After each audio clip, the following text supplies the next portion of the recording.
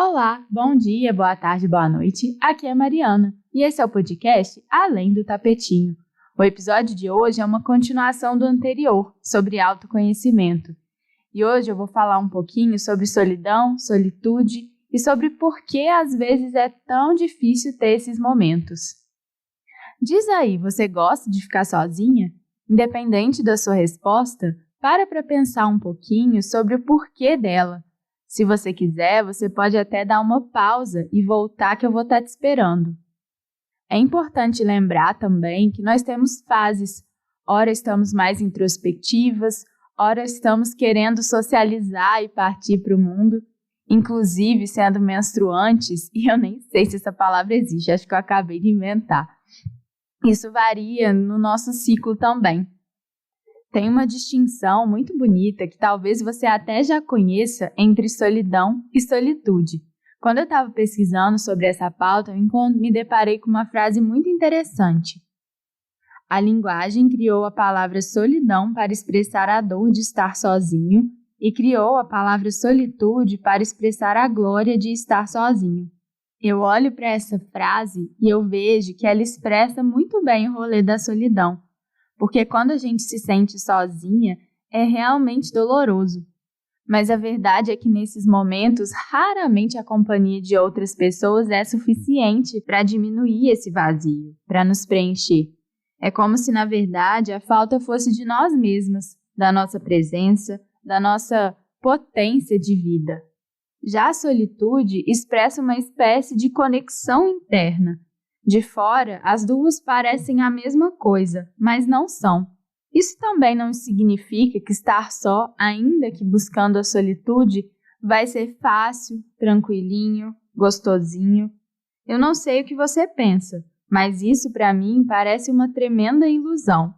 Solitude é bom, sabe? Mas pode ser muito difícil no começo, pelo menos essa solitude que nos leva ao autoconhecimento.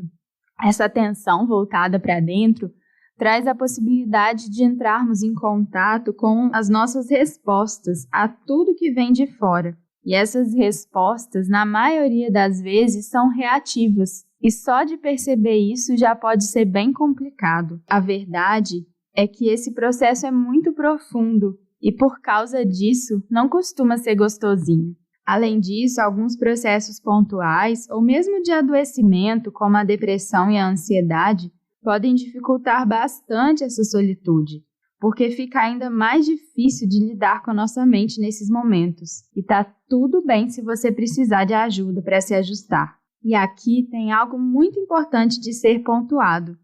Não adianta preencher o seu tempo com 1 milhão de tarefas e fingir que tá bem sozinha. Não é sobre isso. Não é sobre produtividade, não é sobre fazer, é sobre ser. Assim como o yoga, é sobre presença. A sociedade capitalista nos cobra o fazer o tempo todo. Você precisa estar sempre estudando, trabalhando, se especializando, produzindo.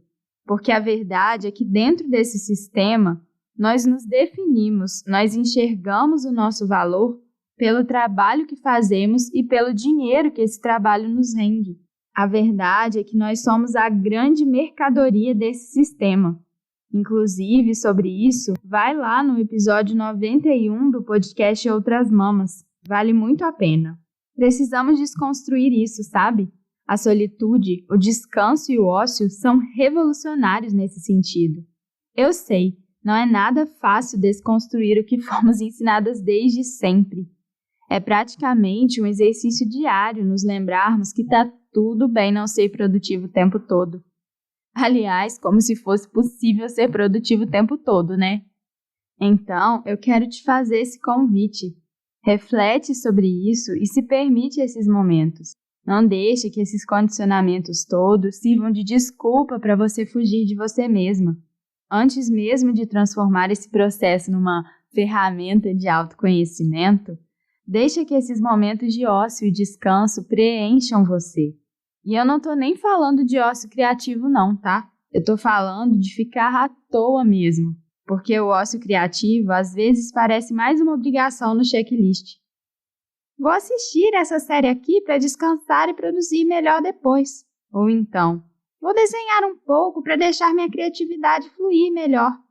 Não, faz só porque é bom mesmo, porque é gostoso de fazer. E quando você estiver bem boa nessa coisa de descanso e ócio, pode ser legal aí sim você trazer a solitude como uma forma de autoconhecimento. Você pode começar a olhar para dentro nesses momentos. Calma que eu já vou sugerir algumas ferramentas legais para isso. Quando a gente pensa na solitude, pode ser mesmo desafiador estar diante do espelho, porque ali não vai ter filtro de Instagram para cobrir as imperfeições.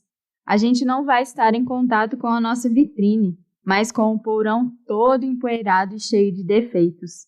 E é precisamente por isso que é tão difícil. A gente consegue moldar imagens e percepções nas redes sociais, no ambiente de trabalho, na roda de amigos, mas nunca para nós mesmos. No fundo, sabemos todos os nossos podres, mesmo que às vezes entremos em negação pelo medo de confrontar a nós mesmos. O lado bom disso tudo é que entramos também em contato com o que nos faz feliz, nos dá prazer. Aprendemos sobre o que nos apavora, nos incomoda ou nos faz mentir. E com isso podemos moldar a nossa vida a partir do que faz sentido para a gente. Não é fácil mudar, nem a vida, nem a nós mesmas, mas é gratificante. É gratificante construir o nosso próprio caminho, moldar nossa vida seguindo o nosso coração, por mais que possa ser árduo. Agora vamos às ferramentas. Se você me acompanha por aqui ou mesmo pelas redes sociais, você sabe que eu gosto de falar das minhas experiências, que eu gosto de falar sobre o que funciona para mim. E mais uma vez é isso que eu vou fazer por aqui. Então, você vai ter que testar para ver se essas ferramentas também funcionam para você. A primeira eu já citei no episódio anterior, a minha queridinha meditação. Mas você sabe o que é esse negócio de meditação que muita gente fica falando? Eu vou tentar resumir para você. Existem duas formas de enxergar a meditação, tanto como uma técnica, quanto como uma forma de viver a vida. No primeiro caso, significa treinar uma observação passiva de si mesma, de como seu corpo e a sua mente reagem quando em relação com o outro e com o mundo. Sim, é um treino. Na segunda visão, meditação é uma forma de estar presente na vida, imersa em cada momento vivido. Meditação é unitasking, é fazer uma coisa de cada vez com presença, diferente do que muitas vezes a sociedade quer que a gente faça, porque se valoriza muito quem é multitasking, quando na verdade, quando você faz várias coisas ao mesmo tempo, raramente você consegue a qualidade que você conseguiria se você tivesse focado numa coisa só. E a gente usa as técnicas, a gente usa o treino para conseguirmos levar esse estado de presença sempre conosco e transformar o que era uma técnica em uma forma de viver. Tem um mito muito difundido que impede muita gente de sequer começar a meditar, que é a ideia de que meditar é não pensar em nada. A função da nossa mente é pensar, e é isso que ela vai fazer. Com a meditação, você consegue acalmar o macaco louco que tem dentro da sua cabeça, que fica pulando de galho em galho, de pensamento em pensamento. Mas você não vai fazer o macaco desaparecer. O que você consegue é ir aos poucos espaçando esses pensamentos, fazendo com que ele fique um pouquinho menos louco e pule um pouquinho menos. Então, o que a meditação faz, na verdade, é desenvolver uma capacidade em você de perceber, sentir e compreender que o seu corpo e a sua mente respondem a tudo que te acontece de maneira reativa na maior parte do tempo. Isso significa que você acaba moldando a sua forma de existir no mundo de uma maneira reativa e automática. E a partir do momento em que você percebe isso, é possível, então, buscar viver nesse outro estado, em que você está presente e, por isso, para de simplesmente reagir a tudo que te acontece. É como se você tomasse as rédeas de como você se manifesta no mundo. E isso é autoconhecimento purinho.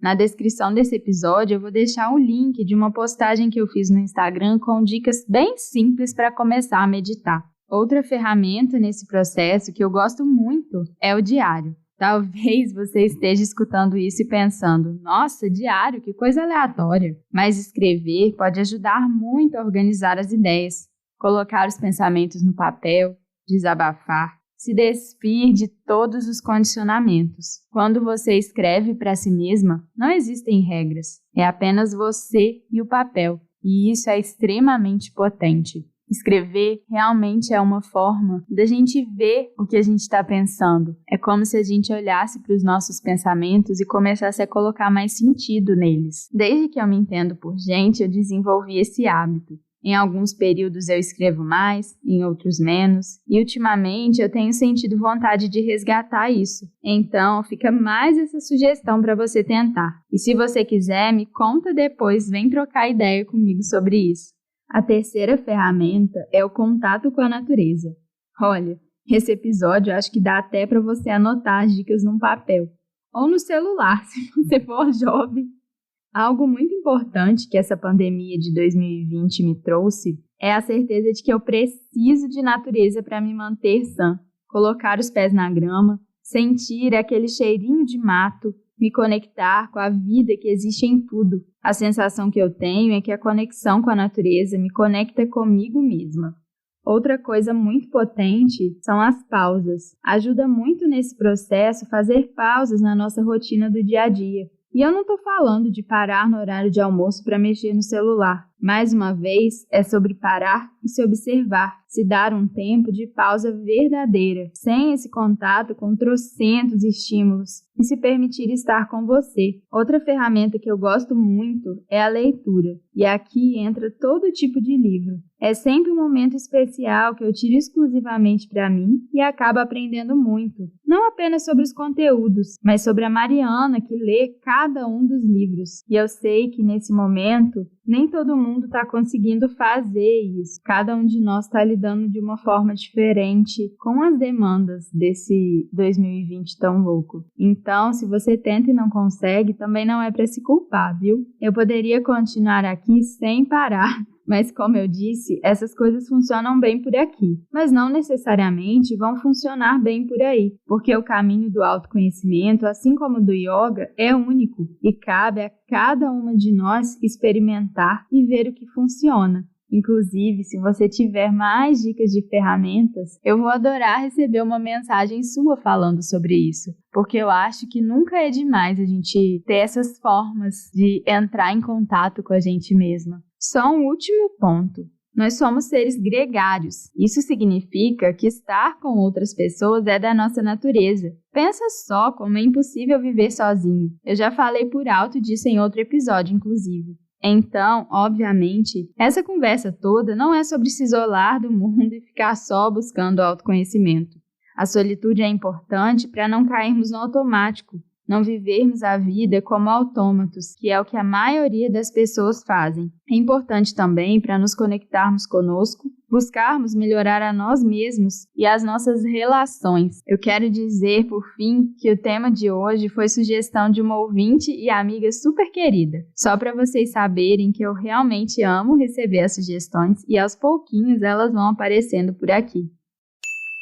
Bom, é isso por hoje. Os episódios desse podcast são quinzenais, saindo nas quintas-feiras. Fica aqui comigo e escuta os próximos episódios. Se puder, se inscreve e divulga também para os amigos. Você consegue ouvir o Além do Tapetinho em vários agregadores. Para entrar em contato comigo, eu estou quase sempre lá no Instagram, no @marimendes.yoga, no e-mail alemdotapetinho20@gmail.com e aos poucos no Twitter, no @alemdotapetinho. Se quiser mandar sugestões de pauta ou falar de qualquer outra coisa, eu vou adorar receber seu feedback. Um beijo e até o próximo episódio.